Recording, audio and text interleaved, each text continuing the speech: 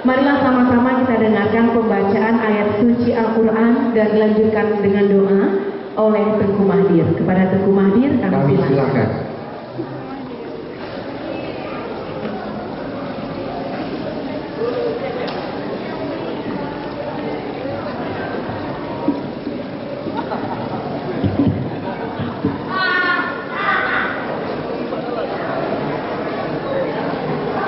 Assalamualaikum warahmatullahi wabarakatuh.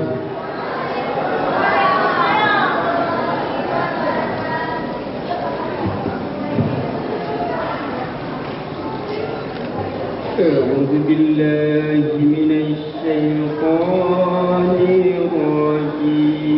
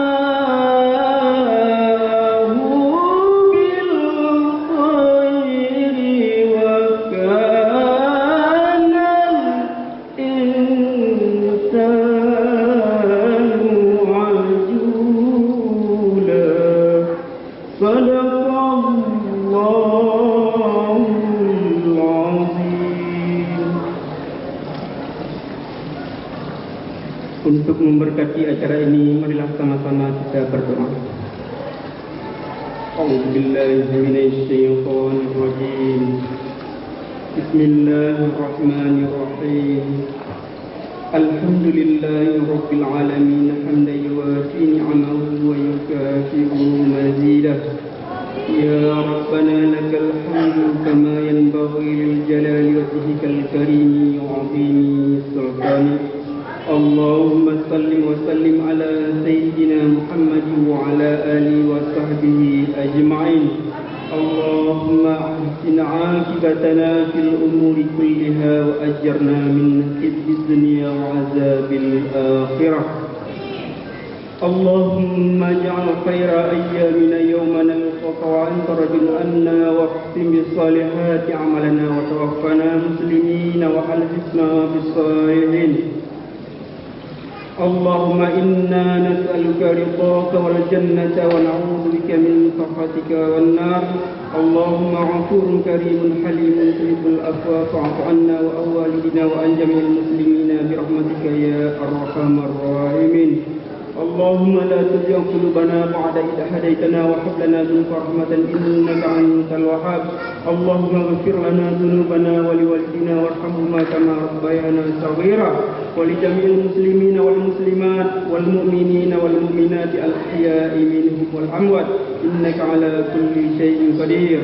ربنا آتنا في الدنيا حسنة وفي الآخرة حسنة وقنا عذاب النار.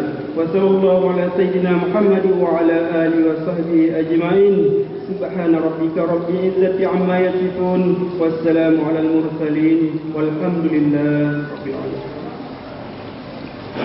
Assalamualaikum warahmatullahi wabarakatuh.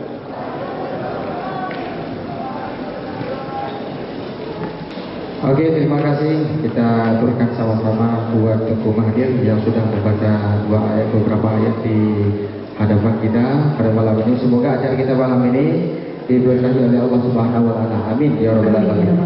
Ya, baiklah. Untuk